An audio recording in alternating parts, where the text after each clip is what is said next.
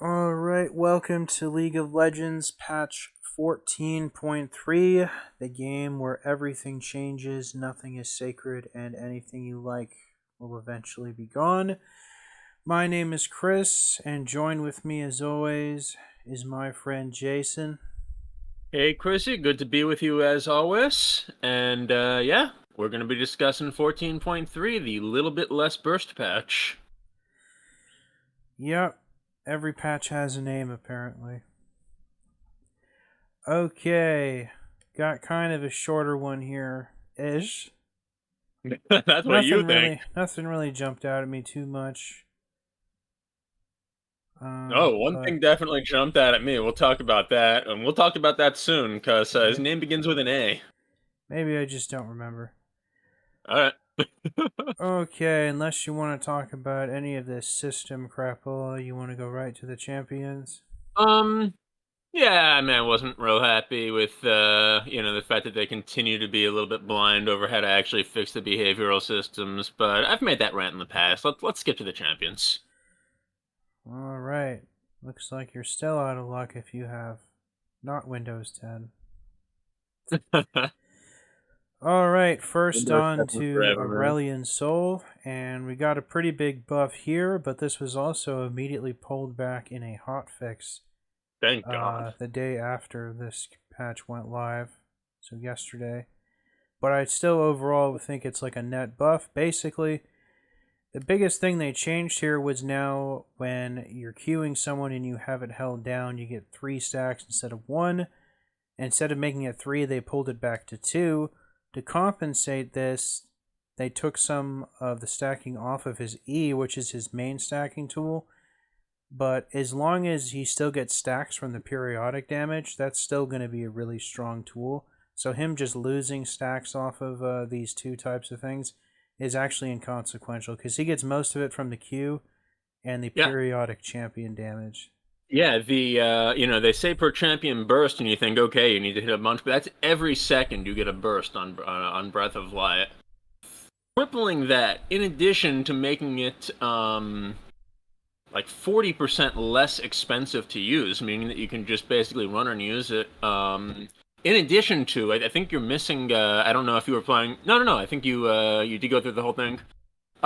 You really undersold the buff to Astral Flight. Like, that is not only an attack tool, that is an escape tool that he uses after he kills someone and their three allies come to goon squad him, and he's just like, peace out. Reducing that by 7 seconds. I mean, even 5 seconds at max rank, but 7 seconds at min rank. That is insane. It's That good, is but absolute insanity. That is some of the biggest, like, ass clownery, um, tomfoolery, absolute just, you know, absolute just like LSD fueled idiocy it's that good, I but have it's not ever quite as seen good as from you the think it balance is. game. For In addition instance, to a much lower mana cost as well. Go on. in the hotfix, Mm-hmm. they absolutely Well, the gutted the Hawkins they bonus. reversed this completely because they realized, they came off of their LSD high and realized, oh my god, what have we done? Yeah, I would say maybe it's going to have slightly more uptime in the beginning, but Yeah, overall, this was like a massive damage nerf. But it's not really consequential because just by nature of how Aurelion Soul functions, you kind of have to yeah. max his W last. So that's a So 7 second bonus on his cooldown all game that they were giving him on a mobility tool.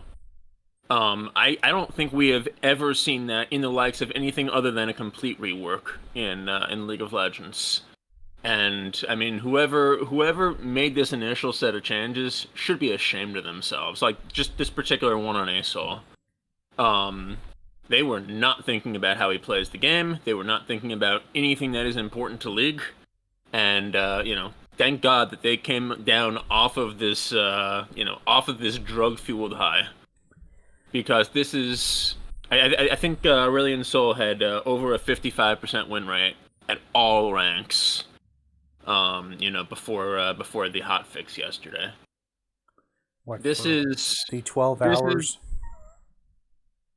Well, yeah, but that's across hundreds. That's across thousands of games, really, in ranked. Um, just the fact that they brought this off of the PvE and thought this was a reasonable change to make. Anybody should be outraged at this. And again, good thing they hot fixed it so quickly. So after the hot fix, the cooldown on Astral Flight is now the same. The bonus damage for Breath of Light while you're using Astral Flight is actually lower than it was before the patch. Still has less stacking from Singularity. Still has more stacking, like you said, 2 instead of 3, but still a lot better than 1 on Breath of Light, and still has the lower mana costs. This is still a little bit unhealthy in that it's going to be encouraging the Aurelian Souls to basically take fights early that they can't take, feed the enemy team, and eventually just stack up to the point where they can carry the team that they pissed off later on. I don't like this, but again, at least it's a lot better than the absolute craptacular changes that we had a couple days ago. I agree, those were probably too strong, but I think what they decided to go with, I don't really think is that problematic, to be honest. Yeah, it's not that much more problematic than the champion himself, and I know that we disagree on that, but you know. God, can you imagine the world where he has a 15-second before ability haste cooldown all game on that flight? Well, the thing is, I'm Unreal. very much aware of how bad he is in the laning phase, so I don't mind that he's stronger in the late game. Oh man, this is Okay, enough. I Of don't that know dude. if this or like the ADC itemization changes last season are the worst changes in the last 5 years of the game. But at least this only lasted 12 hours. Some stiff competition for that. Yeah. So let's move on. Alright, we don't need to talk about health regeneration. Let's talk about brand. Brand on the run. We got less damage to monsters, and that got nerfed. This passive got nerfed versus monsters too in the last patch. Mm-hmm. And then we got less damage on the Q. Yeah, none of these changes really make sense. I honestly feel like Brand is kind of like in the perfect spot for a long time. I don't have any problem with him taking down the monster damage. We've discussed this before. Brand is an awful jungler. Even if he had 500% damage on all of his skills to all monsters, he'd still be an awful jungler because the other jungler can just walk into his jungle and kill him. And he can't gank. As far as the little bit less base damage on his Q, yeah, I don't know that they needed to do that to him. But basically, like, Brand is the type of champion that I will only take into a couple of low mobility tanks on the enemy team and 0 or at most like 1 assassin or high mobility fighter. Brand really struggles against those types of champions because the assassins he's gonna have a really hard time actually hitting with his CC, and the high mobility fighters he's just not gonna be able to kill before they kill him. He is really good against low mobility teams, especially once you get Rylas. And you can slow them down and just kind of keep hitting them with your combos, and eventually burn through all of their HP with your passive. But he's a type of champ that I'm only going to take into certain types of compositions, and I agree with you. I think overall he's in a pretty good place. I would even say in this meta with a lot of mobility, he's slightly weak. But definitely has his role, and therefore a little surprising to see this nerf. Boy, that was a lot for a meaningless change. And that's a fair comment.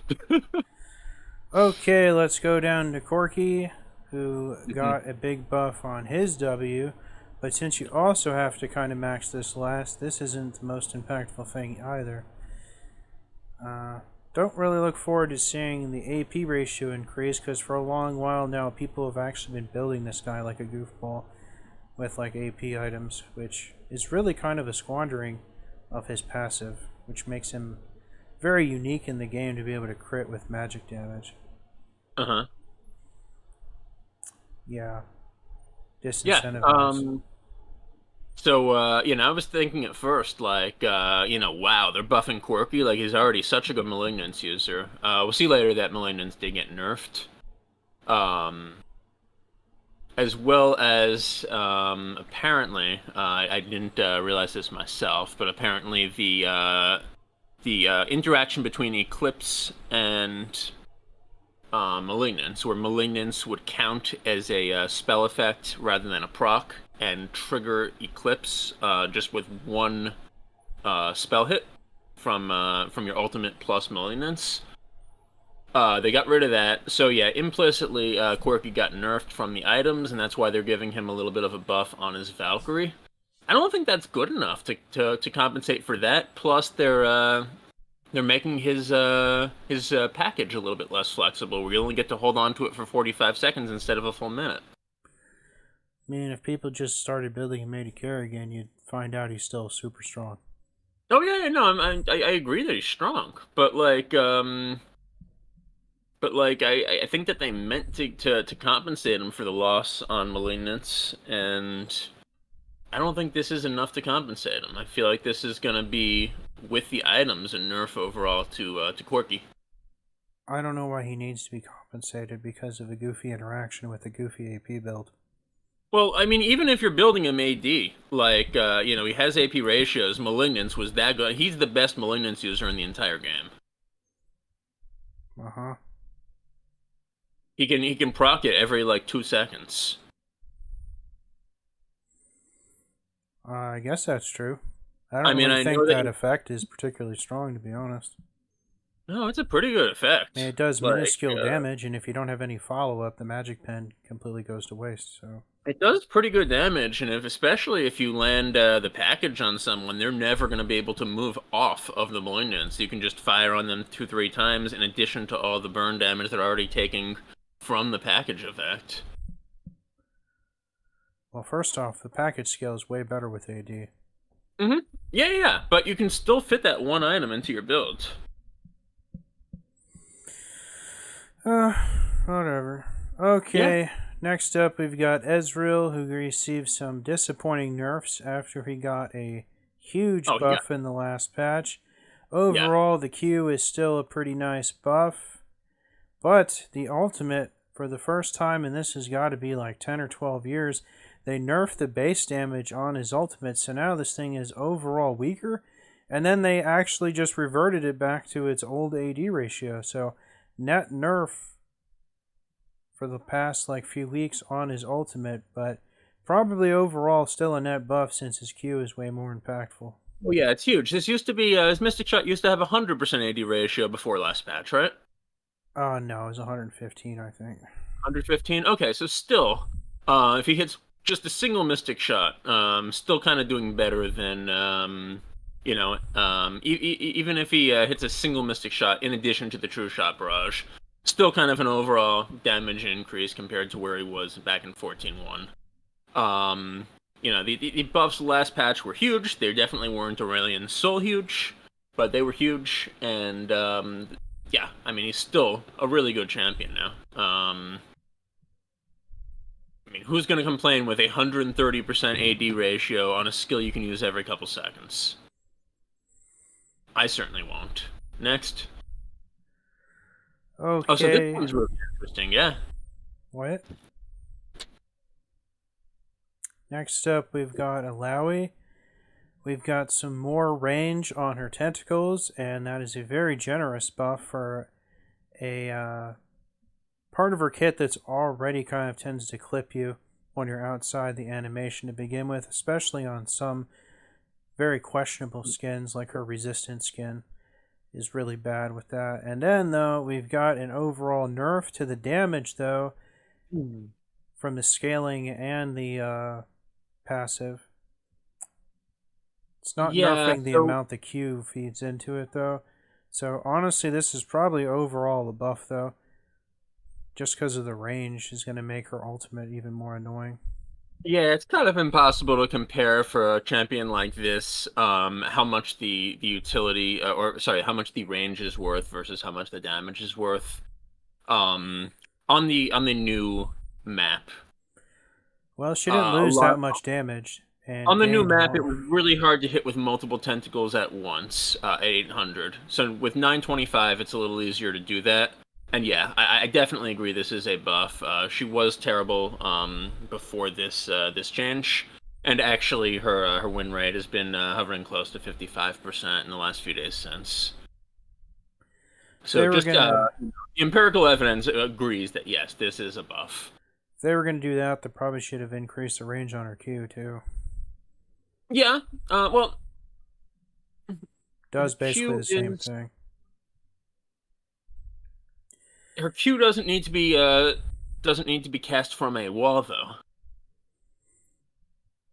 Nope. Like it's not that she needed more range; it's that her tentacles needed more range to be able to hit enemies that are fighting in spots that you would reasonably be fighting in from where they were on the walls. Alright, next up we've got a very disappointing nerf to Karma after she just got buffed. This is the secondary explosion of her ultimate Q. So yeah, I know you wouldn't like it. I guess this is the better thing they could have nerfed than the straight up burst. Mm-hmm. If they had to take something away. Yeah. So she still has a higher damage on the burst than she did, right? And she still has a much better shield ratio from those buffs last time. Correct. Yeah, this is gonna hurt your, your wave clears mid Karma a little bit, but still looks like a pretty good champ. Yep. Alright, next up we've got Lilia, who lost some of the health shred on her passive, and then the AP ratio on her Q, and this also is the true damage component, so think of this as where it would have been 45 and 45 for a total of 90, now it's a total of 70. So kind of a meaningful nerf on her Q, but yeah, it was already very strong, and her passive has always been very strong. Think she'll still be okay, but at the same time, I think she actually, with the way she plays and how squishy she sometimes tends to be, I think she actually just needed these to be really strong. Yeah, I feel like she was a very, very strong champion. In fact, I have not seen a game where she hasn't dominated since season 14 started. I think she just went from an extremely strong champion to a decent one with these significant nerfs. Interestingly, this is gonna push her to be bruiser more. Like they didn't touch any of the base numbers. And she is a champion that can benefit from being a little bit bruisery or from being high on the AP. I'm surprised they're trying to push her more into a bruisery build. And, I mean, again, if you build enough health, right? If you build a little bit of resistances, you can basically run in, run out, and let your passive just proc and knock down the enemy's health forever. While continuing to just become faster and faster and harder to catch. I think Lilia is the best designed champion they have made in the last several years. I really like her gameplay. Better than Yone?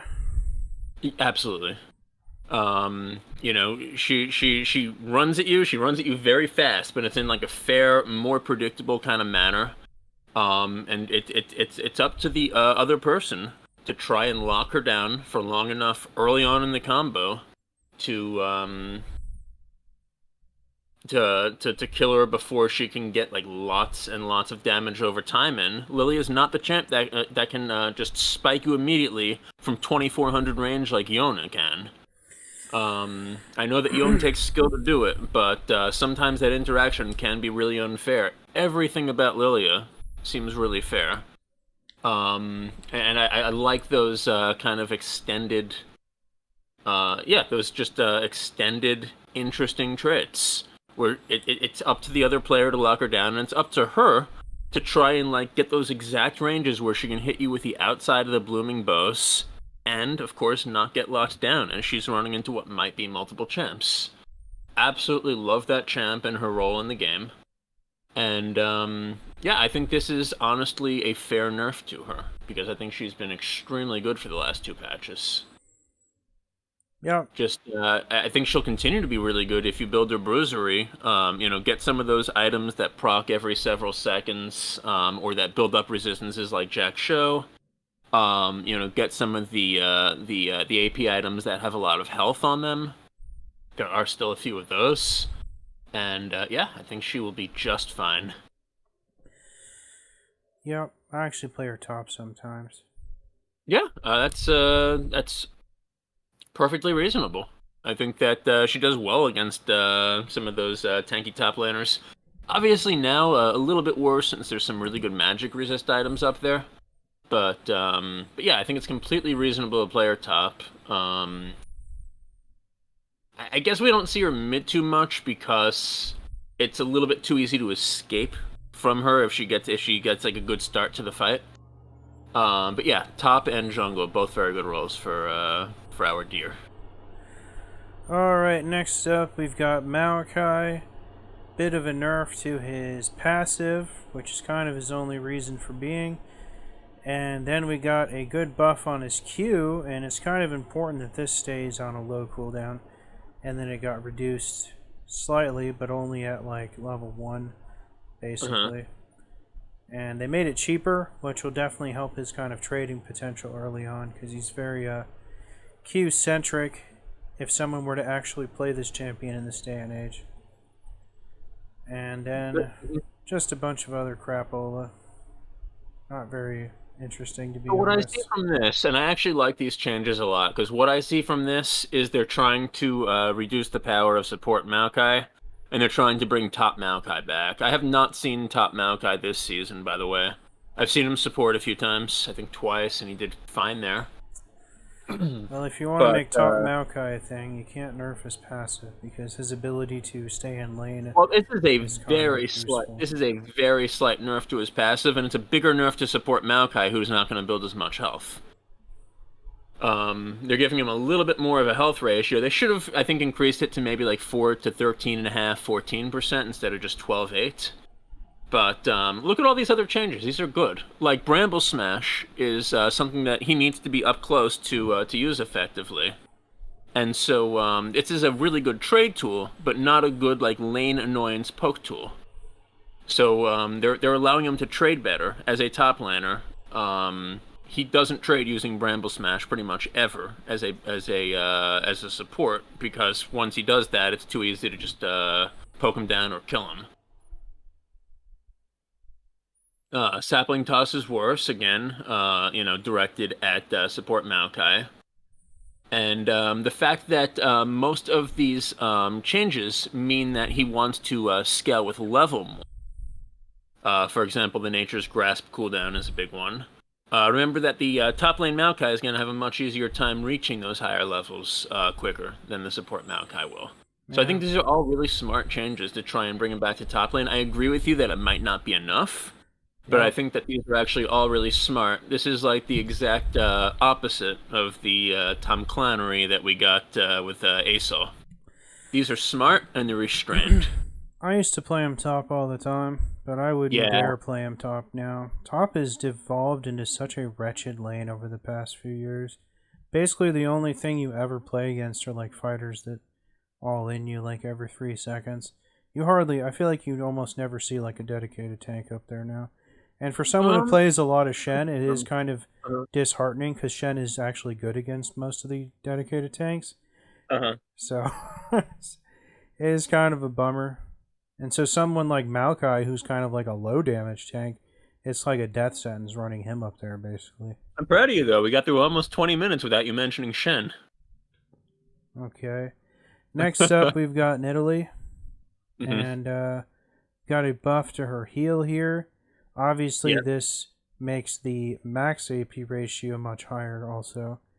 So this is probably a well overdue buff, honestly, for a pretty underwhelming part of her kit that is basically useless anyway. Yeah, so Nidalee is just the most useless champion in the entire game. And I think we'll probably continue to be that despite these buffs, but these are certainly welcome. Right, a little bit more magic resistance means that she won't burst quite as quickly when she goes in. Also, just a higher heal if she has to use it on herself will mean that she won't burst quite as quickly. Let's not undersell the extra bonus attack speed when she uses Primal Search. That's going to not only be a little bit more durability from the heal, but also a little bit more ability to actually kill someone, which Nidalee has a hard time doing. You know what might actually make her into a decent champion? I'd rather have Nidalee than Shaco on my team. Oh, no, I'd rather have 4 Shaco teammates than 3 replacement level teammates in a Nidalee. No kidding. At least Nidalee's gonna throw spears. Shaco's just gonna stand there until someone gets low. Shaco not only actually be able to appeal you in a way that Nidalee can't, but will actually get opponents to chase him and fail to do so that you can get pot shots on them. Nidalee will just kind of hit his spear, go in, and burst immediately.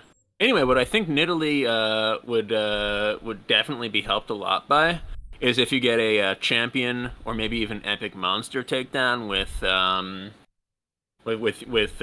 any of her skills, right? If she gets a takedown on a champion, her pounds would reset to fully cooled down immediately.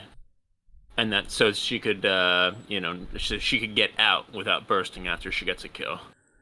I'm pretty sure she already has that in her kit.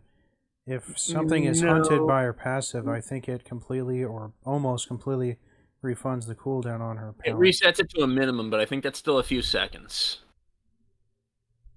If they completely refreshed it, I think that would be pretty good.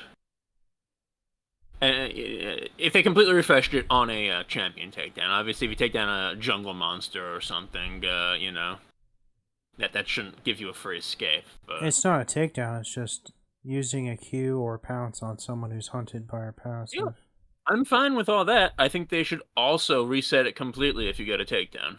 I think that might actually bring her into halfway relevant levels below pro play. I want them to bring AD Nidalee back like in the olden times and give her a incentive to build differently. AD Nidalee would be alright, because then that would open up a lot of the assassin items to her. There was a time where her cougar form gave her bonus armor and magic resistance and other stats, and they took all that away like a long time ago. Yeah, that was after the time when all she did was just throw spears over and over, right? And she was like a mid laner? Basically all she's ever done is throw spears. So. No, I mean when she built Tear the Goddess. I don't think you ever wanted that. Oh, no. That was definitely 100% build on Nidalee for a few seasons. Going back to 3, 4, 5. They don't help you do damage. Then I think they reworked her into what you're saying, where she was able to kind of go some AD and whatever. Okay, next up, and this is my Aurelion Sol that I bitch about, is Pyke. Yeah, and for some reason they had a bizarre rationalization to actually give this champion a bunch of buffs. They gave him some significant buffs here. This is just blows my fucking mind. Not as absurd as you were going on about Aurelion Sol, but this is just absolutely insane. This is nothing close to a Sol. I agree that it's unnecessary. For the level of uninteractivity that Pyke has, I think it's worse. So here's my guess, right? Because I didn't look for the official note on this, but I don't for most things, right? But my guess is that the removal of Duskblade, or sometimes he'd even go Eclipse as his mythic, and he worked well with that too. But I think that the removal of Duskblade from the game probably hurt him, because what he would do was he would go and get a kill. And then he would be invisible and untargetable for a couple seconds, and then he'd go into his Ghost Water Dive, and that was really uninteractive. Oh. I'm guessing that he was hurt by his inability to do that, and that's why they're trying to give him these buffs which go too far. He's going to be so slippery with all of this extra movement speed for lethality with Ghost Water Dive, in addition to just a higher AD ratio on Bone Skewer. Granted, there are some super tanks in the game that he can't get through by himself, But look, he can still assassinate the squishies like nobody's business. And as a support, I think he was doing good enough already. Such a stupidly designed champion. If it was, if it was just about the slipperiness of Duskblade, why did they give him more damage? I agree, it was too much. I agree that this was too much. I think he's a well-designed champion, and I think that they gave him too much power, too much damage here. Why? Probably because he was having a hard time getting through tanks, but he should have a hard time getting through tanks. He is an assassin support. So I agree. I agree. This is unnecessary. But things like Senna are one thing, but when they came out with this guy, I don't know what they were thinking. This is just a stupid idea in general. He's one of the most fun and interesting supports in the game. And, like, look, I mean, he is easy to blow up if you get him. I think that is, like, the fair trade that something like Yone doesn't, even offer. What? Yone doesn't build tank. Yone just gets, like, tankiness from, like, just, like, little extra bits of power in his items and his kit. And those are all things that give him a lot of attack damage anyway. Look, we disagree. And I do know a lot of other people who don't like Pyke. So I get it, right? Like, I'm not saying you're wrong. But I think he's actually a very fun and can be an interactive champion, if you play smart against him. Alright, next up we've got Rengar, who got more health, but got a pretty sizable nerf on his Q, which is kind of... No, he got less health. This is all nerfs. Yeah, that's what I said, less health. Oh, okay, I thought you said more health, but... Okay. Less health, and then a big nerf on his Q, which is his only reason for being constantly, is to Q, and then Q again. I guess this is probably a result of some item shenanigans. But he probably couldn't really afford to lose this. Yeah, I mean, here's my take on Rengar's. Rengar is what you play if you're not good at League of Legends and don't care about winning.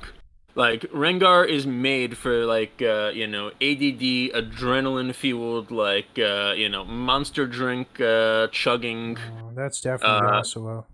Children. Oh, it's also Trashuo. But I think Rengar even more. At least, like, Trashuo, you can be useful later. I think if you just don't give a shit about your team, you play Rengar. Who just want to hit a lot of buttons and fly around a lot and don't care that they're not going to be able to do anything at any important part of the game. This is definitely a bottom 5 champ with these nerfs. Give me Rengar over Nidalee or Shaco any day, man. Oh yeah, Nidalee is a bottom 1 champ. I'd much rather have Rengar is a bottom 5 champ with these nerfs. He might have even been a bottom 5 champ before these nerfs. This is awful. And you know what? It's fine, because people who play Rengar are awful. They don't care about their team. They don't care about winning. They just care about flying around a lot and being an annoying little mosquito before they get burst. If you want to be a useful jungler, that's basically what Pyke does. At least play like Kayn or something. Who even if you play blue Kayn, right? You can do useful things. Don't play frickin' Rengar. That's some serious Rengar hate. If you did about 60% like more damage and had like twice as much health, I wouldn't hate him as much. Dude, he does plenty of damage. It takes way too long to do that damage. What? Burst is like his thing. It takes way too long. He has to like jump out of it. Burst is supposed to be his thing. But compare that to a blue Kayn. Compare that to compare that to like an Echo or Diana that's fed late game. Yeah. Compare that to what's her name? All those Qiyana. Right? Qiyana's not even a champions. real good champion, but if she wants to burst you and she hits that ult, you're done before you can hit a button. Rengar can't do that to you. All those champions are like very uninteractable, honestly. Yeah, Rengar is just like the much, much worse version of some of those champions. Send that cat to the incinerator and just like, ugh. Yeah. Just like, he's such a bad champion, you shouldn't play him. That's all. Alright, next up, we've got Shaco. who lost some mana regen, but his boxes are cheaper. And then Yeah, they do I don't better, think more these damage to things, right? monsters. I think they're basically just trying to buff Jungle Shaco a little and nerf support Shaco a little, probably. I do like the thing where they make his clone do his Q whenever it awkwardly just disappears. Yeah, it would be nice if there were like better ways in this game. And I don't think this is Riot's fault, right? It's just like a thing about the game where you're so focused on what your actual champ is doing and what the enemies are doing. That it becomes very hard to actually be able to control a clone, a Shaco clone, a LeBlanc clone, a Wukong, whatever, in a way that people are going to actually be tricked by it, right? Shaco's clone is basically just used as a zoning tool to make sure that the enemy has to run away from it, because otherwise, if they attack Wow. it, it'll explode and then they'll be CC'd. Depends on what you're building. If you're going AD, his clone actually does a lot of damage. If you're But, going AP, yeah, then you have to be like, but his clone is also easy to outrun, right? So it's mostly like a zoning tool, is how I think of it. well, the clone can slow you with its attacks too. Right, but you can still usually get out of it. Like it doesn't run real fast, it doesn't attack real fast. Well, those stats are based on Sarko's own stats. I'm aware. I can't think of too many times I've ever actually been run down by a clone in my entire life. If I'm fighting in an area with a clone, sure, it can do a lot, but that's why I call it a zoning tool. Yeah, I just wish that there were better ways to like really play the head games with some of these clones and fake outs. That's not really Riot's fault. It's hard to do. As far as these changes, pretty insignificant. Probably more than anything, just a tiny little nerf to support Shaco. Jungle Shaco, slightly faster, clearer, but I don't think it's gonna help him that much. Oh, okay, next up we've got Shyvana, and we got more AP buffs. Got a bigger Yay! We AP really buff wanted those. for her Dragon Form Q, and then way the hell more movement speed during her W if you're going AP. Yeah, I don't And like that's a them lot of movement encouraging. speed. I don't like them. Even with no AP, her Yeah, W is pretty fast. yeah, yeah. I don't like them encouraging the AP build even more, but at least this isn't like stacking all of it onto the burst from her Dragon Form E. Like at least this is saying, okay, we want to reward people who are going to use all of her different skills and not just snipe people from 1300 range with her E. So, applause to them for that, but it would be nice if they buffed another build. In fairness, they have buffed the other builds in the last few patches, right? Not enough. Agreed, agreed. But it seems like they're just trying to buffer overall. We've been waiting so long. They've been saying for so long we're gonna rework Shyvana soon. When is that coming, man? This year, next year. Yeah, 2029, I'm sure. Alright, skipping past Smolder, who I was actually Mhm. very surprised didn't receive any buffs, because I gotta be honest, I think he's very underpowered right now. I've seen Oh, him a bunch of really? times, and I am just like, I've been On very Rift? disappointed. Yeah, I've seen him been very disappointed with, him, even in the late game where he's supposed to shine. Late game gets pretty insane. He Oh, just in takes my him so experience. long to get to that final level of his Q where he can Uh-huh. actually start doing a lot, and then it's just he never gets to that point. It just takes him too long to stack his Q, and It does take a long time, but once he gets there, like in a long game, oof, he shines. between that Like and his range, he yeah, his wipes you range out. just feels so limiting too. Feels like he should have a little more range on his auto attacks on his and his Q. And then another thing, his W just feels so unimpactful.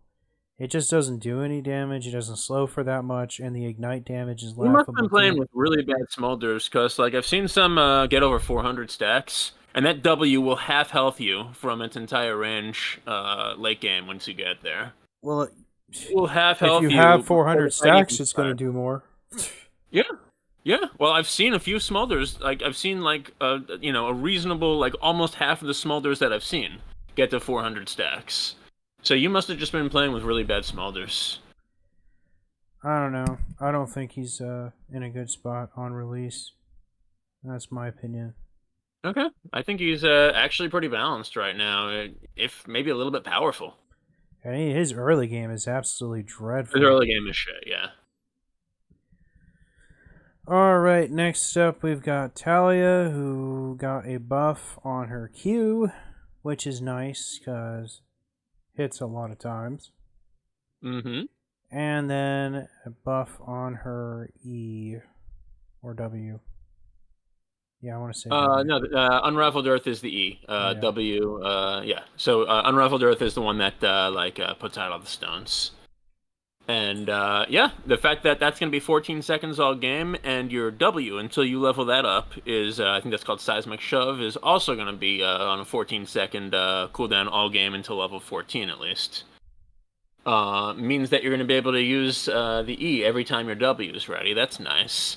Threaded Valley, these are some stank ass, like, nasty numbers. I don't like that they couldn't just make them nice and round, but this is a nice little buff, and I'm guessing that. So Talia really does two things well, right? The first is that she can, if she manages to actually hit somebody with the full like lay down your E, send the W down where they are, and stun them by throwing them into your rocks, and then unleash your whole Q on them, right? That can be just a straight up like burst of a squishy where you can kill them. Second thing she's traditionally done fairly well since they gave her a the buffs a few seasons ago to the cooldown on her Threaded Valley, the Q, is that she can kind of almost Lilia style, obviously not as good as Lilia, but kind of just run around tanks forever with her little bit of extra mobility and keep firing the Qs at them every couple seconds while staying out of range, and eventually just peck them down until they have to either run away or she can chase them and kill them. And with some of the really good magic resist tank items that we've had in the game in season 14, I think that she's still been good at that first thing, bursting the squishies, but she's probably had a really hard time actually fighting against the tanks. And so this is probably an attempt to the Threaded Valley buffs to make her a little bit better at that. And I think it's well deserved for Talia. Yeah. She's not a particularly strong champion, and she needs to be able to do both of these things well to be relevant. What do you think? Did you write like a whole paragraph on Notepad just for that? No, I kept that one in my head. Okay, next up we've Occasionally, got it still works, Chrissy. we got Trundle, who got this is actually a pretty big nerf, believe it or not, just because Yeah, of how aggro Trundle tends to be at level 1 and 2, yeah, and the and because fact he's such a stat checky champion. exactly, and the fact that his Q takes AD away from the person he targets with it too. Yeah, he is very stat checky champion. Uh-huh. And this is really gonna hurt his like cheesy kind of leverage game he plays at like level 1 and 2. He's a very active champion those first few levels in the laning phase. I completely agree with you. Having 40 less health and probably over the course of a fight getting 40 less damage off now with Chomp, that is significant. And I haven't seen him too much this season. When I have, he's seemed relatively strong. So I don't hate that he's being nerfed, but this seems like it's probably too much. It doesn't seem like it's a ton. But yeah, 10 damage for Chomp all game on such a low cooldown skill and 40 less base health at every single level. I agree with you. This is a significant nerf, and he's going to be weak now. Good thing we got 2 health per level things you can run at the same time to make up for that, right?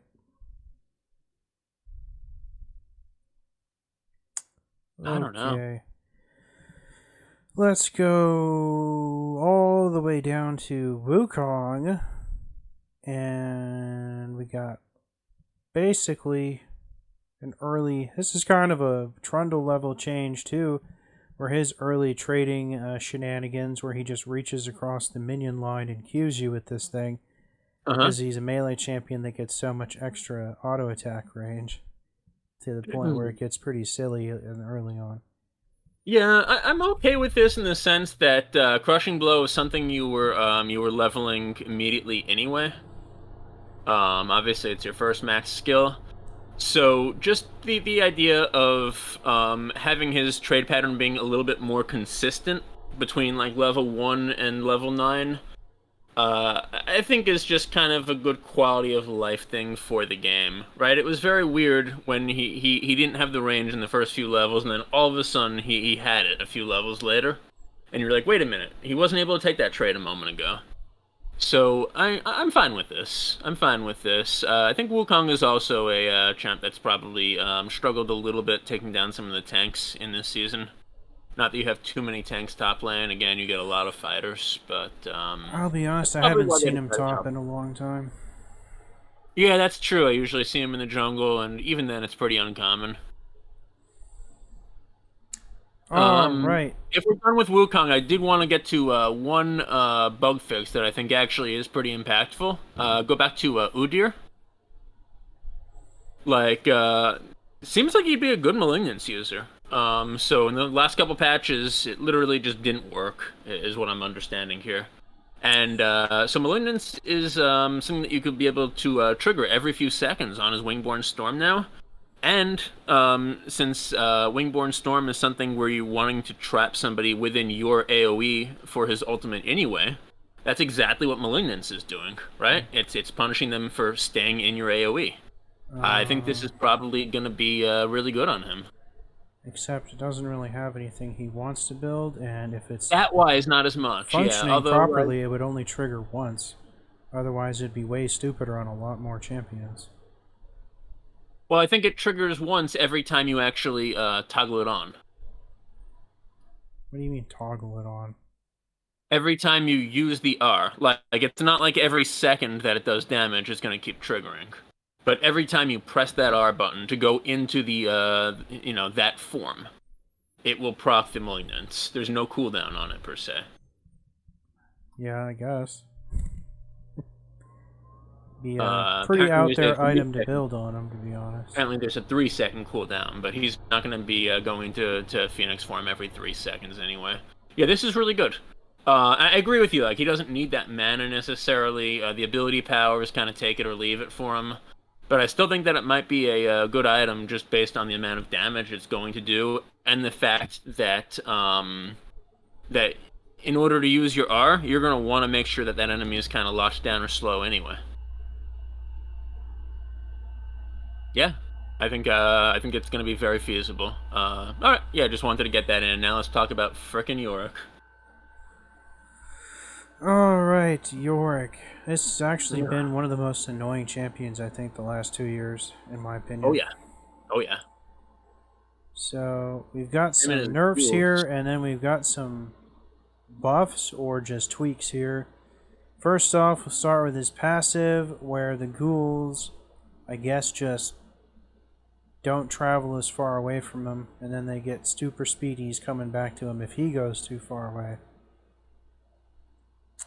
Which, Yeah, this is kind of a nice quality of life thing because one of the biggest problems is, when you can't control the main or when it's just too far from you to really be useful, and the opponents get a few more pot shots on it and can kill it before it comes back to you. Yeah, I'm fine with reducing the summon the leash range, which looks like it's a nerf, but actually might be a buff for him just because he can keep the maiden safe easier that way.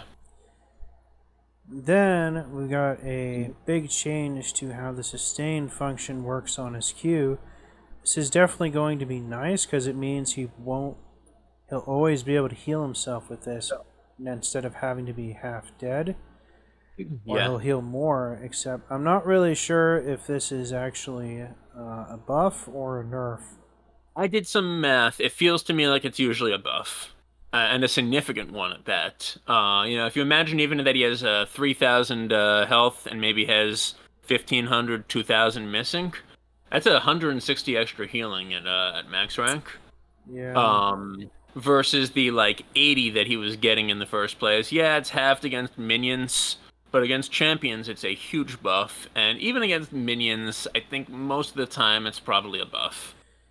prior to this health scaling, the only thing it scaled with was like ranks in the ability, so Right. I guess this is nice.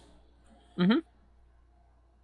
Then we've got more cleaner animation on his E. I don't think he needed that. It's already pretty difficult to dodge, honestly. Yeah, like this isn't the easiest skill in the world to hit, but like it's at such range, it comes so suddenly. I don't think we needed to make this harder to dodge. This sucks. And then, I'm not sure if this is a buff or a nerf because York doesn't really have a lot of attack speed, but now they've basically reduced the damage on hit that he does when his maiden is attacking by like a third, but now it has no cap and he can just do it constantly. And since the maiden basically attacks every second, Mm-hmm. yeah. I think mean, it's still I a guess if you just auto Q, which is an attack reset, in the very short term, it's probably a buff. it's probably a buff at level 6 where you're getting 2% rather than 3, but at level 16 where you're getting 3% rather than 9, you would need to proc it 3 times as often, which you're not going to be able to do. I would say overall this is a little bit of a nerf on this, but like I don't think any kind of nerf on this compensates for the extra healing on last rites. Like he's now tankier, he's now a more fearsome split pusher. Better in the dueling 1v1, which makes him even better as a split pusher. Yeah, this is kind of disgusting, honestly. Yeah. Anything to make him stop building like lethality, I guess. It's kind of annoying. Ugh. Are we gonna give him more split pushing in compensation for having him stop building lethality? Well, the Like, thing is, either unless you take way, him out of the game, he's not going to stop split pushing. You know? yeah, I just wish they'd make him worse at it. Alright. Alright, next up we've got Zeri, who I'm surprised isn't actually played more for how disgusting she is in the late game. That being said, she has been nerfed 10 million times. It's hard to even picture in my mind where she kind of is at right now. Yeah, From a this is the Fresh gameplay Prince of perspective. no one cares. So we got more AD and a lower cooldown on ultimate, which is probably a good thing because the only time she really shines is when she's getting like infinite stacks on her ultimate, if that's still a thing. Where she gets Yeah, infinite movement speed. lower cooldown is nice for her, but it's not the bread and butter of her kit, I don't think. So I don't know what Zeri is actually supposed to be good for right now, and I don't see too many people play her. Probably doesn't help that they've buffed and nerfed her 14 million times in the last like 3 seasons, and pretty much ever since she came out. She also And has a dreadful laning phase too. yeah, it's not great. And yeah, basically, so you have a champ that like nobody can ever get used to what they're supposed to be able to do well with her, and that probably contributes to the fact that like everybody who was playing Zeri just pretty much stops playing her. Like I said, the Fresh Prince of no one cares. Next up, we've got Ziggs, who got more armor and a vastly reduced cooldown on his satchel charge. Yeah, And this that's has his been escape buffed code. a bunch of times. This used to be like as high as like 30 or 40 seconds at one point. It was in the 30s, yeah. Something like that. And now it's getting down to 12 even. I mean, this is like a very, very good ability to receive this kind of buff. It is. Do you think he needed this, Chrissy?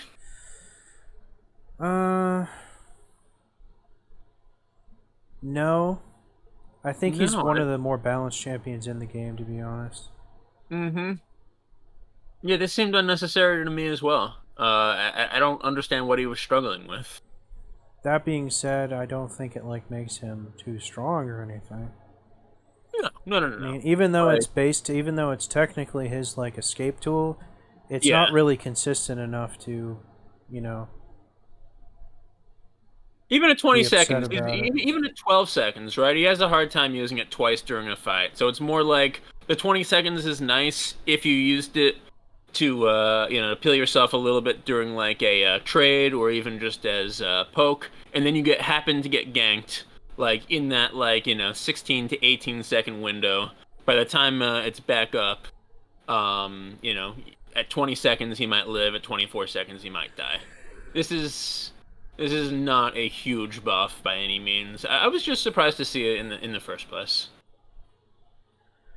Alright, lastly we've got Zyra, who lost some mana, buffed the Q mana cost, and then she gains seed slightly faster when she gets kills. Takedowns, basically. Yeah, I'm not totally sure how to read this. I like the rampant growth. You get more seed charge. That's a quality of life type of thing. That since mana is increasingly meaningless, like every season, this has to be a buff. It does hurt her poke patterns early. Like, she's got to be like level 11 before she gets that mana back. Obviously, the cost is reduced a little bit on her E, but yeah, I think you know, I mean, they halved her mana regeneration at level 1. That is significant. And remember that all of those you know, support items that give you base mana regeneration is based off of your base mana regeneration. It's a percentage. It's not an addition. So I do think that this is going to be a little bit harder for her to poke, and makes this probably a nerf overall. But cool little change on the enemy kill. Alright, next up we're moving to the items. Mm-hmm. I'll gloss over some of the boring stuff. I do like that this is important. They when you execute a minion to proc an orb on those support items, you no longer those no longer count towards you've taken too many minions. We're going to give you a gold penalty. I like it says bug fix when it was obviously an intentional design decision. I have to agree with you on that one. That was probably like less of a bug fix and more of a design oversight, right? It was not an oversight, because 1 or 2 patches ago they specifically stated that they were going to change it to do that on purpose. To count towards the minion gold penalty? Yeah, because they only wanted one person running the support item set. Oh, interesting. That was like 2 patches ago or something. Yeah. So yeah, if you get enough of these, you could more easily run the double support bot lane. But what they did right, I guess, a couple patches ago also, was that they made it so that if multiple people have the support item, it all every single minion that either one of them gets just all combine into kind of a single count against the penalty. So I guess they fixed it that way, and then they said, okay, we don't need to punish you double here, because our one punishment is big enough and is doing its job. So that's fine. One interesting thing about the support items, if you don't mind a 60-second tangent. Okay. Is that with the ease of being able to execute any minion, even when they're not that low, right, with your auto attacks, whether you're melee or ranged, you now have a situation where it's obviously easier for ranged champions to proc the spell thieves part of it, right, where they're basically attacking enemy champions or turrets. And it's also probably easier for them to execute the minions than it is for like a Nautilus or a Leona or something like that, who's going to get poked as they walk up. So I think we might be living in a little bit of a golden age right now with some of the enchanters and other ranged supports, like the mages, who are going to be able to get vision for the team a little bit quicker than the melee champs will be able to get to 500. My opinion is that this is my second favorite set of support items that they've come out with. Several years ago, I thought that they had a really good support setup, wherein they had the Ancient Coin Targon's thing and the Blue Fang, whatever thing. The Spellthief's Edge, the Frost Fang, but but this level is This is back when all 3 of them would upgrade into an item that actually had an active that did something, and I remember that only lasted for like a year. Like the Ancient Coin line would upgrade into like the Shurelya's Revelry thing, And then the Targon thing gave your ally a shield that exploded. That wasn't and so then, good. Then I think the blue knife thing upgraded into the very first of the ghost things that go find people and slow them. Yeah. Not only that, I think the final level of the blue, whenever you hit someone with an ability, you'd get like a small speed boost for a couple seconds. Whatever it was, the ancient coin and Nomad's medallion, man, that was like such a great support item, man. I like You that didn't for have to certain do things. anything. Well, that was the thing, right? They thought it was boring. They thought it was non-interactive and boring. And as much as you complain about non-interactive with Pike or whatever, that was the ultimate non-interactive thing. You didn't have to do anything. In fact, you weren't rewarded for doing anything. You were just supposed to sit back and not die. That's because it was good for enchanters who weren't like, Yeah. they weren't brand and they weren't an Yeah. engaged support, so it was good on like Soraka or Janna or something. I loved it on Soraka. I always went coin on Soraka. No, I agree with you. It did fill an important niche for champions. You know, like Renata Glask would have used that these days. That would have been a Renata Glask item if she were around. You know, when they introduced that. So those were the season 4 support items, and I think they may have persisted through 5 before They weren't that old. I guarantee you. This was my favorite change they ever made to League, besides maybe utility scaling. It was patch 4.1. I'm telling you, I would bet anything that I have on it. Ancient coin was season 4. Get the fuck out of here, dude. Patch 4.1. That was when they like really thought about supports don't have a good purpose in the game right now besides like a little bit of early power and being like buying vision ward bots. That was the same exact time. Hold up. Yeah. Let's look this up. This is too crazy. Ancient coin. It's 4.1, dude. Do not mess with me on support items. Removed in season 9. Okay? I know 3 things. Okay? I know math, I know support items, and I know Japan. You do not mess with me on those 3 things. You hear me, Chrissy?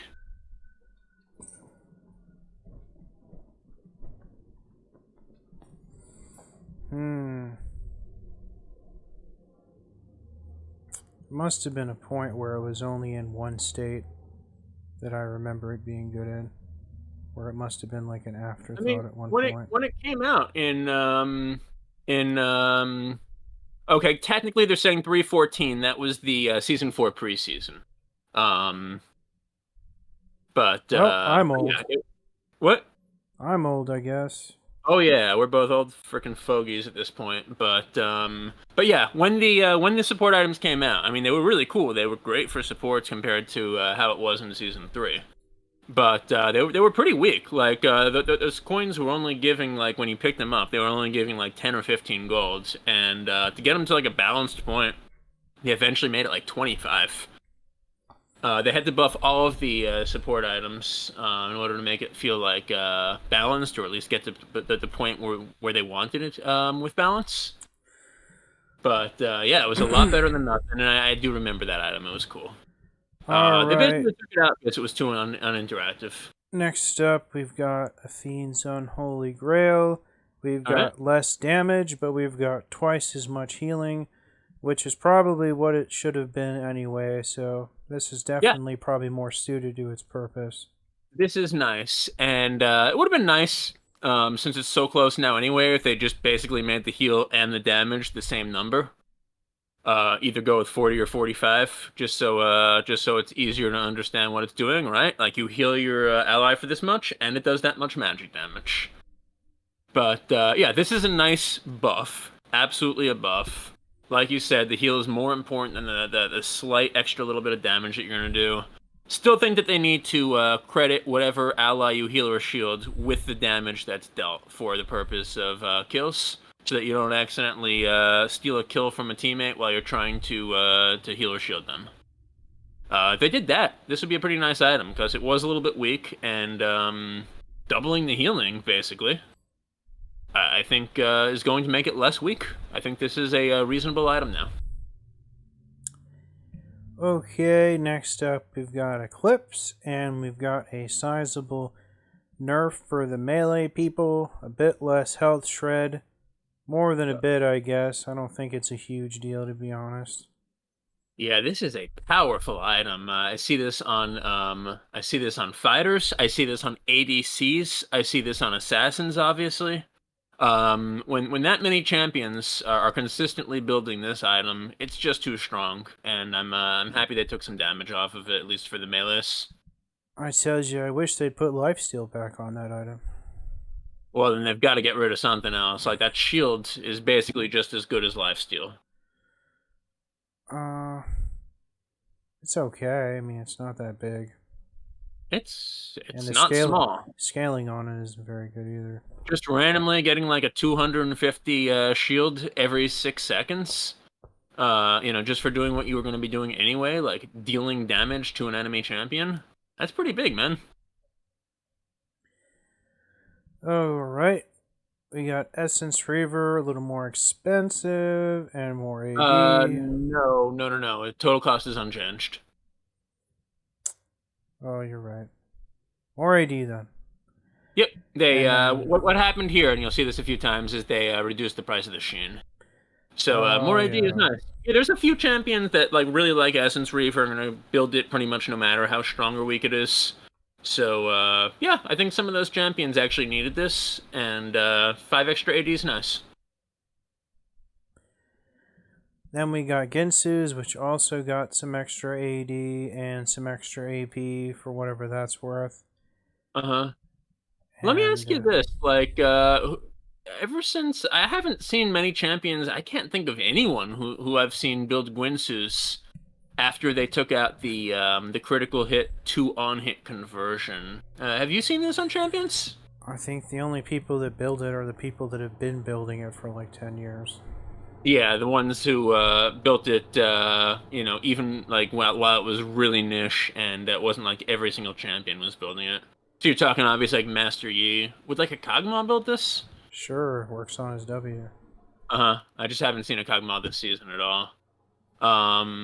Yeah, just a couple champs, and I agree with you. I don't know whether it needed the buff or not because I literally basically haven't seen this item. Vayne has to buy it or she's not gay enough, so. Vayne? Yeah. You have to buy it on Vayne. Makes her W even more stupid. Silver bolts go really well with it, yeah, because it's double on hit. Her W is so stupid, you have to buy it. There's so many good on hit items now. The Blade of the Rune King, the Kraken Slayer. I feel like at best this is like a third item for Vayne. Oh man, you cannot not get this on Vayne. You would first buy this? You could, and you wouldn't be. Her W is so broken, and it just makes you apply it more, and that's all there is to it. Her W is absolutely ridiculous. People don't have super high max healths early on. The reason her W is so good is because it can shred those tanks really quickly. Yeah, it does more damage technically to tanks. But just because it does more damage to tanks doesn't mean the damage it does to everyone else isn't still just as good. I mean, this is like a third item at best for Vayne. How about Shen? You want to build it on Shen? It's not really worth building on Shen. Of course not. If there was any way for if his Q was an on-hit effect instead of an on-attack modifier, then it would be, I guess, debatable. I still don't think you would want Guinsoo's Rage Blade on him. No. Definitely not. The ability power would increase your shield by a little bit, though, right? If you want something feisty on Shen, you'd way better off getting Bork. Yeah. Alright, next up we've got Hextech Alternator, which no longer scales and just does its level 5-ish damage the whole game now. Not really the hugest of deals, because most of the time you're not even sitting on this item for very long anyway. Yeah, so compared to some of the things that it builds into, or at least some of the other items in the game that scale based on level, a lot of those other items actually only start scaling at level 9, I guess with the assumption that you're not going to have your first item long before then. This one scales up consistently from 1 to 18. And the takeaway there is that by the time you've reached level 5, 65 damage is already a nerf from where it was.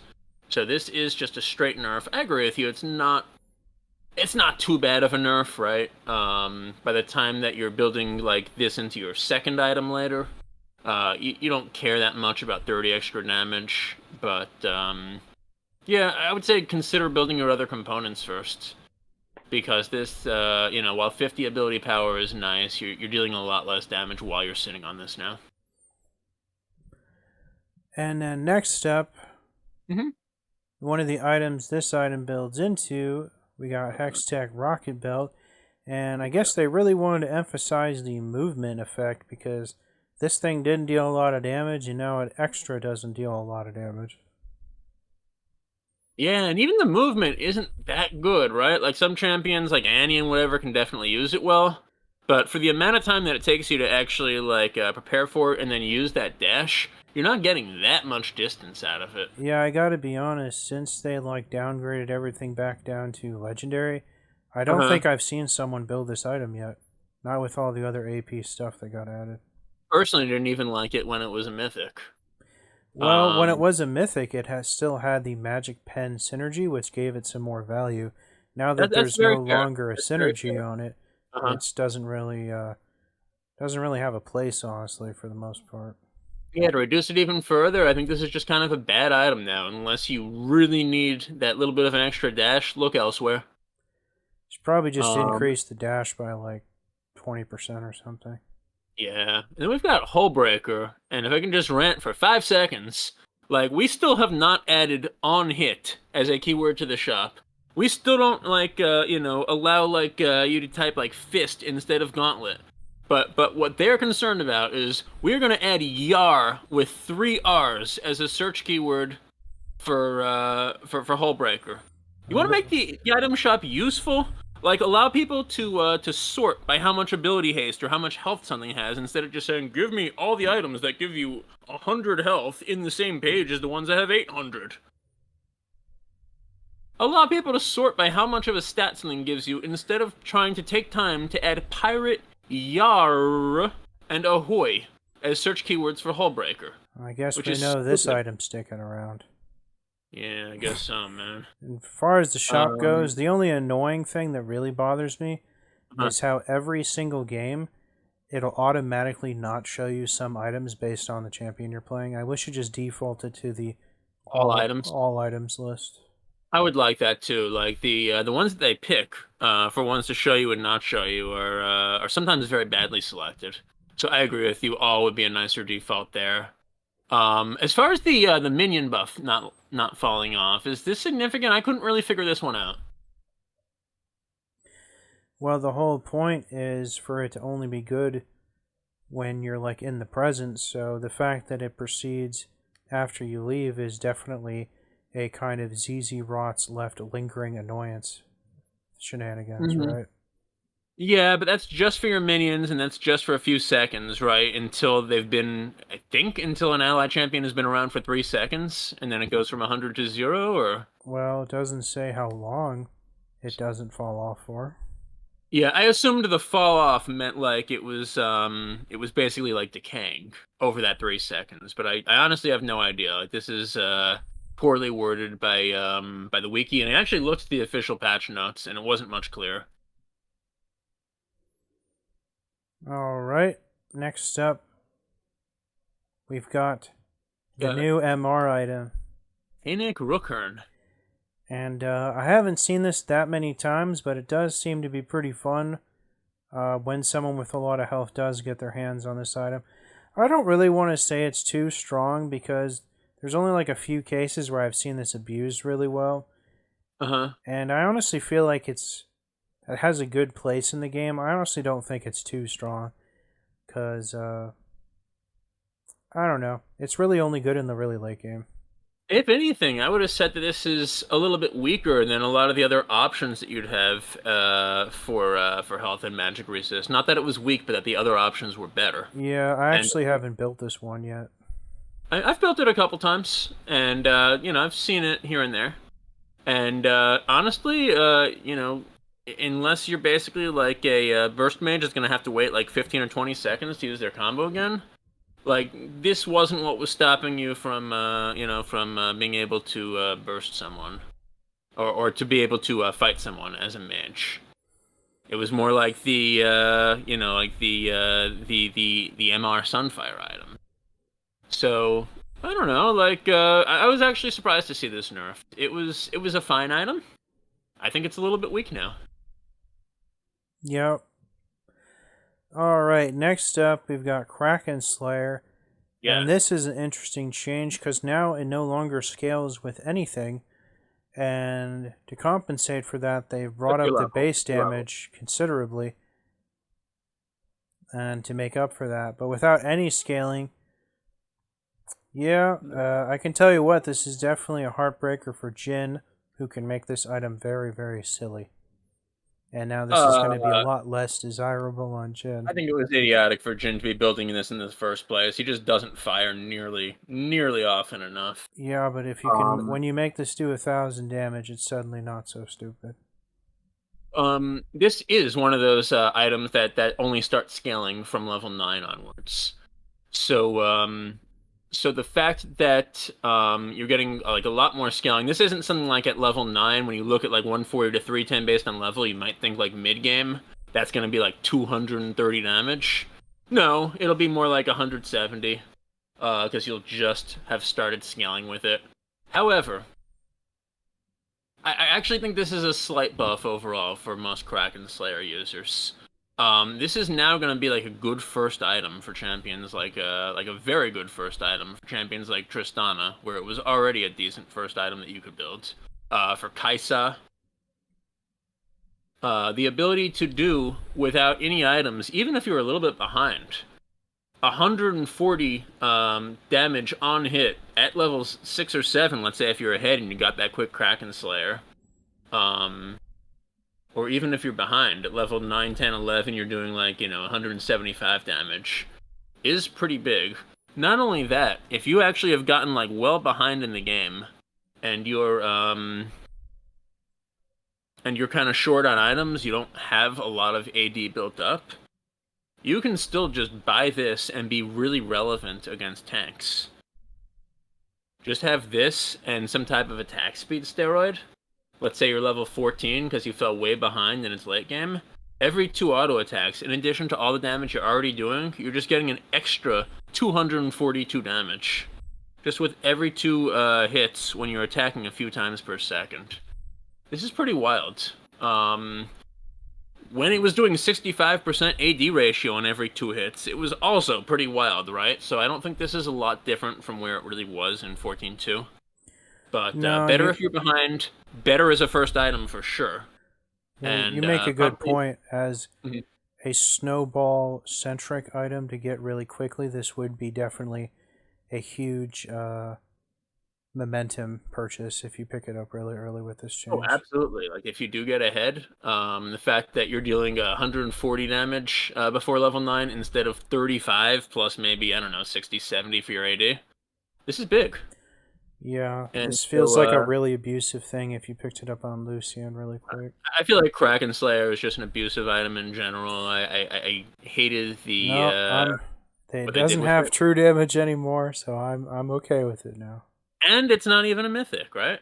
Like, remember when this was a mythic, at least that was something you had to opt into to be the Tank Slayer. Making everyone Vayne was the stupidest thing they almost ever did. Yeah, like I said, it's between that and, the Aurelian soul changes earlier this patch. Alright, next up we've got Lichbane, and they reverted it back to its old Spellblade amount that it was for like 14 years, so I guess that didn't last very long. It didn't, but AP... I'm sorry, I thought you were done. Oh no, I guess that the few mages that actually build this were getting too much out of their attack damage. Yeah, I mean, like, burst mages have been really good in the last few patches, and a lot of the burst mages, particularly the melee ones, like the Echoes, the Dianas of the world, we're using this to ridiculous effect. I think this is perfectly fine. They'll be fine at 75% base AD. It still has a nice AP ratio on it. And yeah, they were just too strong, and I'm happy to see this. Alright, next up we've got Ludens, which got a bit more AP, a bit more base damage on its passive function, and then a big fat nerf on the Explodey on spell effect. So, Yeah, what do you think of this? this was strange to me. I kind of worked out the numbers with, let's say, like, average, like, mid to late game. When you've got this, maybe one or two other items, you're probably working with about 300 to 400 AP on a lot of champions. Um, and remember that fire AP ratio is per stack up to 6 stacks. So let's say out of one ability hit, because you get 1 stack for every ability hit, maybe with a generous 100% AP ratio on your ability, you're getting 5 more damage. You're also getting 5 more base damage, but you're losing like 12 to 16 damage from the stack when you actually trigger it. And so this is a nerf. This is an item that needed to be buffed and actually got a nerf. This is kind of sad to see. I agree, but for different reasons. I Okay? do think, based on what I've seen, that Storm Surge and Malignance tend to be the more popular options. And Because I they're think better. part of the reason for that is both those items have Magic Pen, and since this got downgraded from a Mythic, and it used to have Magic Pen as Uh-huh. a stat and its Mythic synergy simultaneously, You have and speed as well, it right? lost both of those when it got downgraded back to a Legendary. Yeah, it had movement speed too. Okay. Yeah, so I agree with you. Like, it lost too much when, because it was a decent item as a mythic. They just took away too much from it, and they just didn't give it. Like, this is not a terrible item in itself. It's just that Malignance is a better item. Storm Surge is a better item. Liandry's on a lot of champions is a better item. Obviously, like Shadow Flame is an item, and Rabadons that a lot of the same Ludens users want to use. This is just like it's just not as good as a lot of the other things that it's competing with, and so to see it get nerfed, even as they're nerfing some of the other items like Malignance, it's it's going to continue not being good enough. If you really want to take down the AP ratio, which I don't think that you needed to do, give it 100 AP as an item, and then maybe we can talk. Hmm. Alright, and then next up we do have Malignance, which also got cheaper. The damage over time effect, which is kind of minuscule, got nerfed. And then they just standardized the magic pen, essentially, that this gives from as low as 6 to now just 10 at all levels. Yeah, this was a good item on any AP champion that basically was able to lock down or at least significantly slow down enemies when they're using their combo with their ult. It was also just a really good item on some of the champions that had like a ridiculously good item on some of the champions that had 30-second or lower ultimate cooldowns. Obviously, champs like Corki, but also champs like Lux. It was just very, very good overall for a lot of champions. I think that these nerfs are probably warranted. Yeah, honestly, I think the if it didn't have the magic pen on the little tiny dot, I don't think it would be nearly as good. And I think one of the other things, the reason why this is so good, is it essentially gives your ultimate 40 ability haste, which is really kind of unsung part of this item. Absolutely agree. There are so few like premier ability haste items for mages. This is pretty much the best one. Not only 20 base ability Yeah. haste, but a lot more on your ultimate. So, remember when I said like less than 30 seconds is Lux? You can literally get it well below 20. I've seen it as low as 15, but that's rare. Yeah. With a lot of other ability haste items on Lux. This item's So, yeah. basically mandatory on Karma. Yeah, Karma's a really good example of one. Absolutely. Yeah, I completely agree with you. Um, even like anybody with like a just a kind of a game-changing kind of ultimate, Aurelion Sol. A good example of a champ that can use this well. First of all, because it gives you a lot of mana, so you can keep stacking. Not that he necessarily needs this, but like a good example of a champ that can use this without even needing to as part of his kit. All right, next up. Obviously, Malzahar, great user of Malignance. Yep, that actually makes a lot of sense. Yeah. Next up, we've got Profane Hydra, the lethality Tiamat item.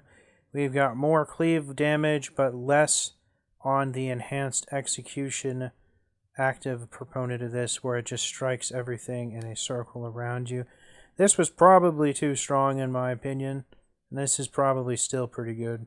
Yeah, this still means more wave clear for those like cheesy assassin mids, right? Yep, it's good. Mm-hmm. Yeah. Feels like a really good wave clear item, even better than last patch, where it was a really good wave clear item for those cheesy assassin mids. I'm a broken record. Let's go. Then we got Rod of Ages, which got 50 more life and 100 more mana. I still would like to see probably 100 more both to be happy where this item is. It's supposed to be like the premier, late game stat stick item to sit on. Here's part of the problem. As much as it's a premier stat stick, right? Like, it doesn't give you that much ability power compared to some of the other AP items that are giving 100 plus. And a lot of champions might need 2 of these 3 stats, ability power, health, or mana, but the other one would be wasted. Yes. Right? I know it's supposed to be a battle mage item, but it's like that eternity passive is something more for like fighters than battle mages. Let me ask you this. Is this item flawed in its conception? It is not, but like most things in League of Legends, they only it's a half measure and they don't go all the way with its its kind of theme. It gives 90 AP total. What they either need to do is make it take longer to reach its cap or spread out each time it gets stronger, and they need to just make it more incentivized to like have a late game payoff by buying this as early as you can. They need to make this thing go up to is like 120, maybe even 140 AP or something. Something that rewards the person 140 would be. What I'm saying, yeah, something that rewards you for having this at like 40 minutes because you bought it at like 9 minutes, something like that. Oh, okay. So maybe make it have like 20 stacks instead of 10. Something like. There's a reason it's only 2,600. It was always the cheapest of all of the mage items, which makes sense. What if because I feel like there are too many champions that might want to build this, but there's one stat that's just going to be useless to them, and it doesn't provide some type of like interesting like passive or active. Like it's just a stack of stats, right? And on a stack of stats, if you can't use one of those stats, that's kind of damning. What if they made it so that once you stacked it to like, I don't know, 10, 15, 20 stacks, whatever the max would be, you would get to choose a bonus, either like 50 ability power, 300 health, or like 1,000 mana. Well, instead of doing that, I'd say if you're like halfway through the maximum stacks, they should probably just like increase the effects of the healing component on this item by like 50%. So it's even better on the core user base. That's one of my other issues, though. It's like, I don't know that a lot of the champions that I want to use Eternity with are the same champions I want to be building ability power on. I don't think it's so much. I don't think this item's ever so much been about the sustain. It's just supposed to be a big ball of stats, and I don't think it's a big enough ball to worth getting it. You still don't really see that many people even build this item. It's basically just cast it into Rise and no one else builds it, Pretty much, yeah. And I think that's because like a lot of the tanks that might want this type of sustain and passive don't want the ability power. A lot of the burst mages that might want a lot of scaling ability power and health so they don't get burst themselves don't really care about the mana.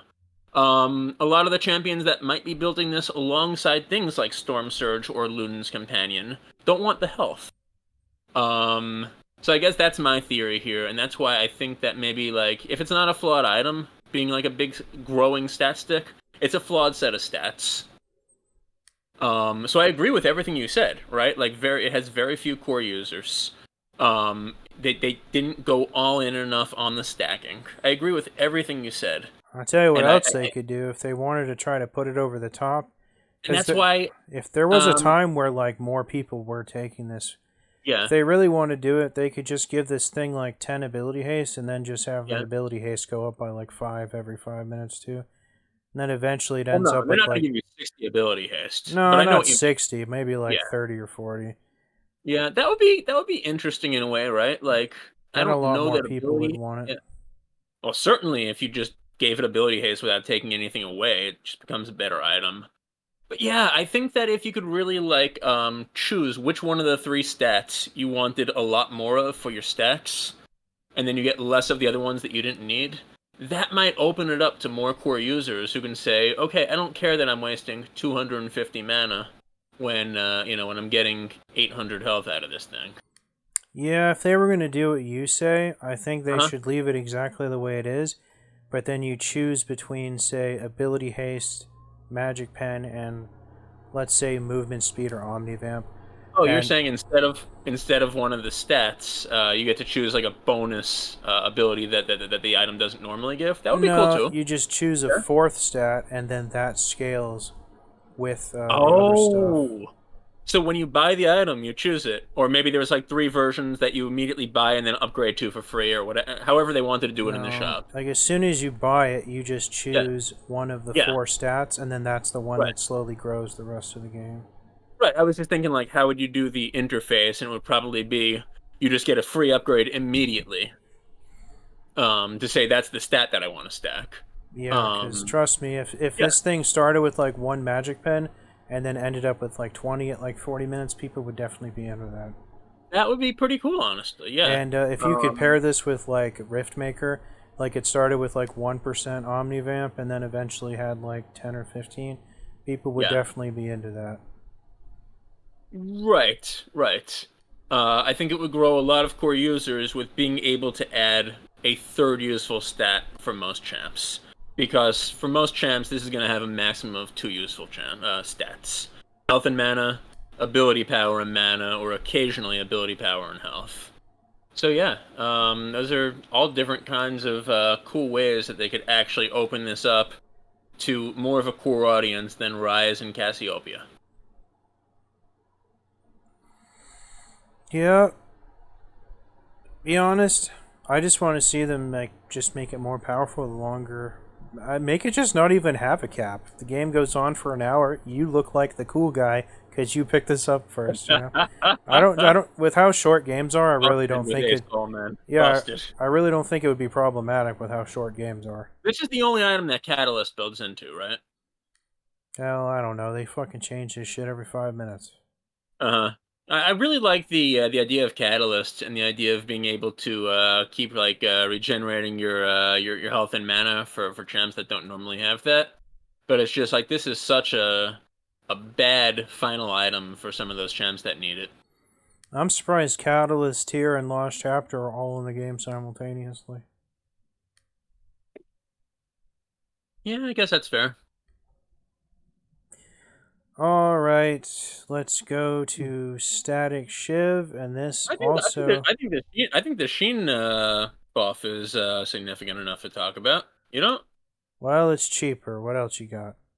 Yeah, well, I mean, if you're, playing a champion that wants a little bit of extra base damage, especially supports that aren't going to bring a lot through their items or through their kit, the Sheen can be pretty significant. Being able to get that a little bit of extra ability haste with the new build path on it, and the fact that you're just adding about 40 or 50 base damage onto your combo every couple seconds. Kind of a nice cheese item early if you hit the right breakpoint. Yup. Almost makes you forget last season it was only like 5 or 600. It was 750. Well, it's cheaper than it But was now. well, sure, but it didn't come with. First of all, I think it dealt less damage, right? Didn't it deal 50 or 75% of your bonus of your base AD? No, I And then think it was always 100. it was 100. Yeah, because All right, it might. Triforce is 200. You might be right. I thought it was lower, but then also like 10 ability haste for 150 gold is a nice stat, especially if you're like a support who's buying this for cheesy early damage. Alright, next up we got Static Shiv. Hmm. And this did not have a scaling, and it also got nerfed a lot. Be honest, they've pulled back on so much of that silliness from last season. All these Doom build items have gotten like shafted. Did this, as of last patch, did this give you like a percentage extra like bonus damage against minions? Is that how it works? Because now it's 90, but it's increased to 150 against minions. I don't know, man. This item's been nerfed and changed so many times since it came back. Yeah, I don't know. They've gotten it to a good spot, but it's certainly in a better spot than it was when it was like that weird AP scaling item. Looks like it must have done more damage to minions even as of last patch, because I don't see anything about that in the official patch notes either. Okie But dokie. yeah, basically, it's cheaper, so you can build it earlier, and it's going to deal, yeah, it's going to deal less damage, particularly in the fights. Right, still a good wave clear item if you need extra wave clear as a trash OO or whatever. Mm-hmm. Next Stormrazor. up, we got Stormrazor. Base amount went up by 10 damage, but now it has also no scaling whatsoever. And this item was already kind of on the fringes of nobody wants to buy it anyway. Gotta be honest. Yeah, I see this on Kate's a lot. I see this on some ADCs. Sometimes I see it on like I think Kai. Anybody that Uh, builds this item, there's always something better you can build, honestly. yeah, there's a lot of other good options for what you're using here. A little bit of bonus movement speed to you is not as good as the slow that it used to give like a season ago. Yep. And yeah, I think in general, like the fact that they're adding a little bit of base damage to a lot of these items, but taking away the scaling. Things like Lunes, they took away half the scaling. You have stuff like this. I think probably the whole idea is that people were just bursting too fast in the late game. Like squishies were literally gone in like half a second sometimes. And so they're probably just trying to, like I said, it's the little bit less burst patch. They're just trying to add a little bit more interaction to those late game duels and fights. Mm-hmm. And then we've got Storm Surge, which got 5 AP, and then Uh it also lost its scaling, but now the numbers have normalized around the level 8-ish threshold. Yeah, so this is another one of those 1 to 18 scalers. And so early on, this is still a very good item as a first buy. It's going to scale less into the late game. Still a good Mm-hmm. item. Still a good item. Keeps getting nerfed. I told you when this came out, this was broken. Um, after 2 or 3 nerfs, it's still a good item. Yep.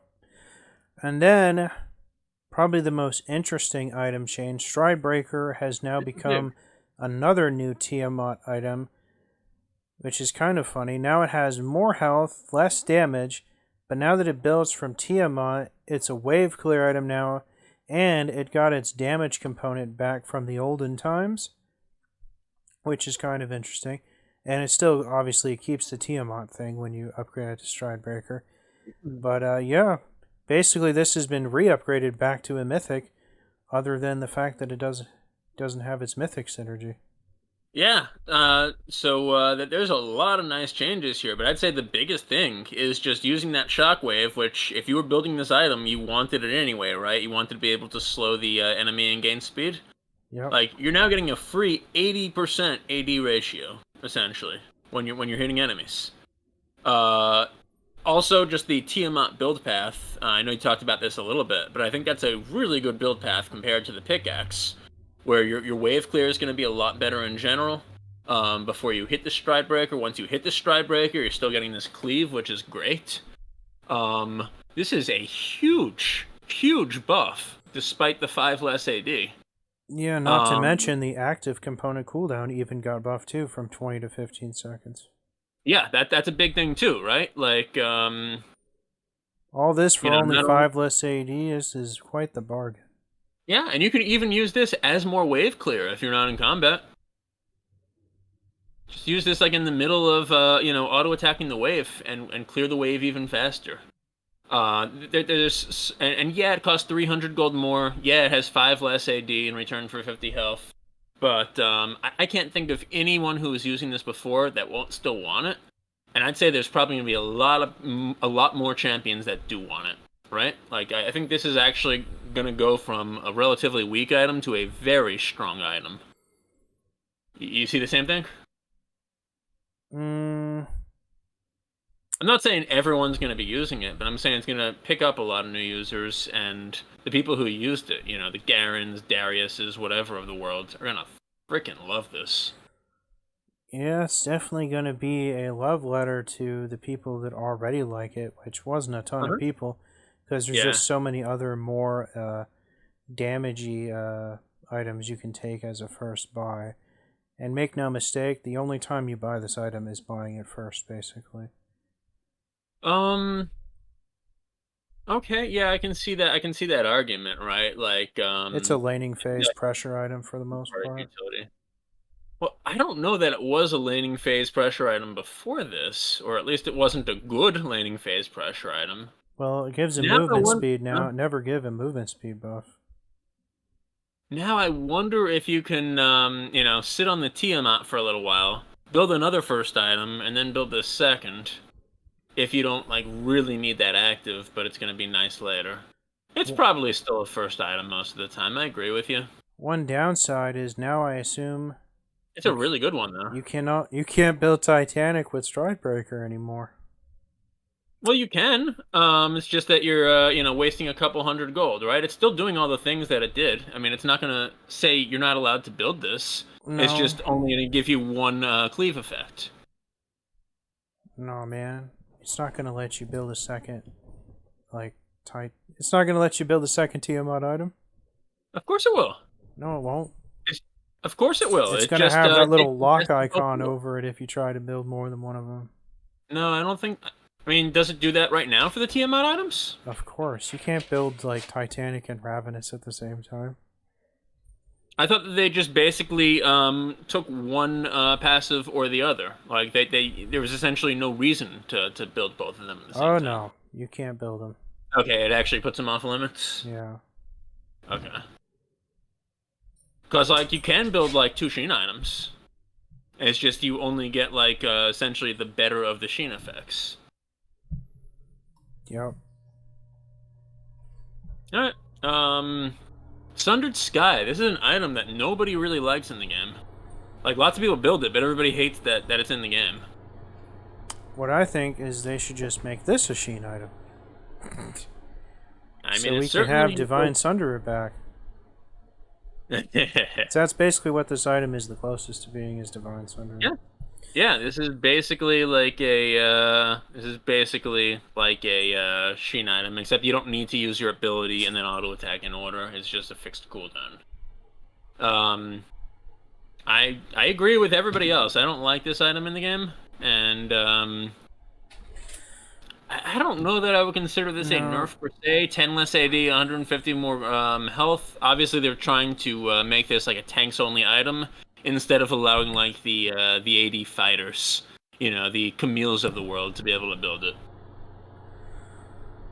Oh no, this is definitely a good item. The only thing that's bad about this is that if you mouse over it and read the text, it specifically makes it so only a basic attack can apply this. So all the abilities in the game that apply like on-hit effects, like say Ezreal's Q, actually won't apply this item. Which is kind of a bummer. Oh, that's a good point. That's a good point. That keeps it out of the hands of some people that probably would build this if they could use it. And who's that? Probably like Ezreal, Senna, Gangplank, probably a few others I'm not thinking of. Senna's still basic attacking every 6 seconds, though, isn't she?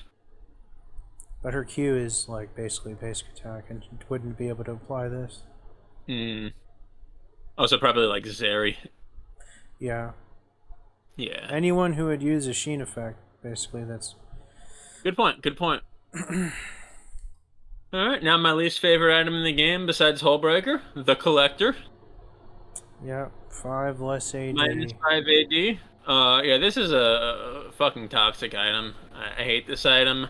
I understand that ADCs need some way to make sure that they're getting the kills rather than their allies stealing it.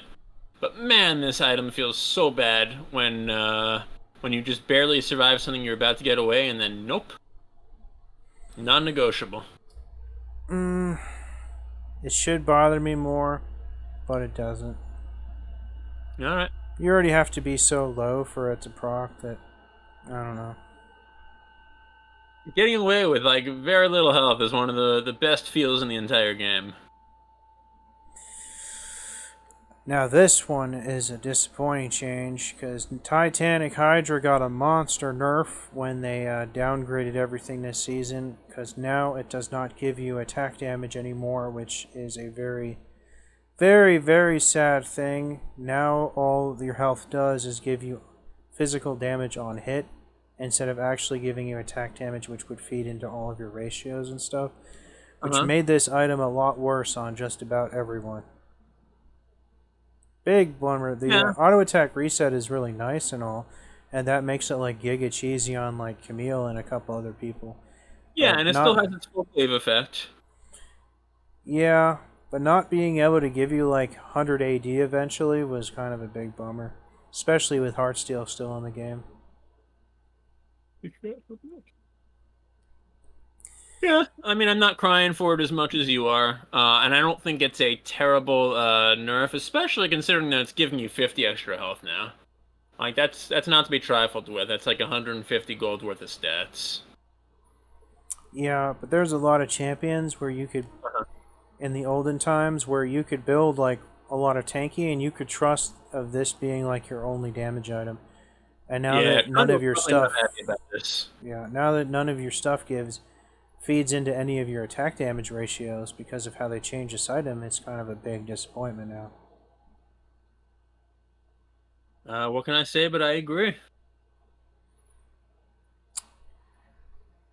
Alright, let's talk about Yumu's. We got some less movement speed. Oh, wait. We have less movement speed and less movement speed for ranged champions. True dat. Gotta be I, honest, I I haven't seen very many people build this since the Yeah, new I season. haven't seen too many. I haven't seen too many either, and like I have no problem with if a ranged champ wants to opt into something like this. Like I see it on like Misfortune a lot, for example. But besides that, like I don't know. I had no problem with her being able to build something like Yomus. This seems unnecessary to me. It's not a huge nerf, even for the ranged champions, but it just seems unnecessary. Alright. Why don't you That's it. talk us through Rift Herald and Void Crub? Because I just don't think I care enough. Um, Oh, I missed these. Let me read them for a second. We've got Rift Herald Rodeo. Hmm. Okay, so it's easier to turn the Rift Gerald when you hop into him and go Doctor Strangelove. That'll allow you to either go to another lane or maybe more importantly, like steer him into a fight. I don't know. I think that's pretty cool. And then okay, and then if you accidentally crash him into a wall, um. He takes a lot less damage, so he's not going to be just killed instantly. But that's kind of cool. I saw a Broxa video where one of his allies just not only like died under the enemy turret as Azir, but also like last second just like panic hit a button and put up his soldiers. And then his own Rift Herald crashed into his own like wall of Shurima soldiers, and just basically got rejected from the turret and went down to like 500 health, so he got killed immediately. It was the saddest thing ever. And Void Grub, I don't think that there's anything significant here. It's just bug fixes. Neat. Yeah, so easier to steer with Charo. That'll be fun. Yeah, if there was any dumb change they made, it's definitely changing Breath Herald at all. It was in such a good, like, easy to understand position, and now they've just made it all goofy. Yeah, I will say the second Gerald often wasn't even worth like fighting for. But now they had those void grubs, and those are the only thing worth fighting for. Like, I basically as a support will roam up if I at all can, especially for the second set. But even for the first set of void grubs, I will just roam up there, make the fight a 3-on-2, and like I don't know if you can get 6 and you have a good split pusher or 1v1 duelist on your team, it's basically game over. That good, huh? Um, yeah, compared to the dragons, which are worth basically nothing until you get the soul now. Well, that's interesting. Yeah, so like those void grubs are so powerful. I'm actually surprised they didn't nerf them a little here. I think they're eventually going to because they're just too good. Uh, yeah. Alright, well, that does it for patch 14.3. Overall, I think like a pretty decent like set of changes. Reduced a little bit of the burst, at least fixed their Aurelion Soul like clownery, and yeah, gave some buffs and nerfs to champions that arguably needed it. Yep. Well, be a while for our next video. Was a fun one, I guess. I'm super tired. Get some sleep, Chrissy. I'll catch you for 13-4. Alright.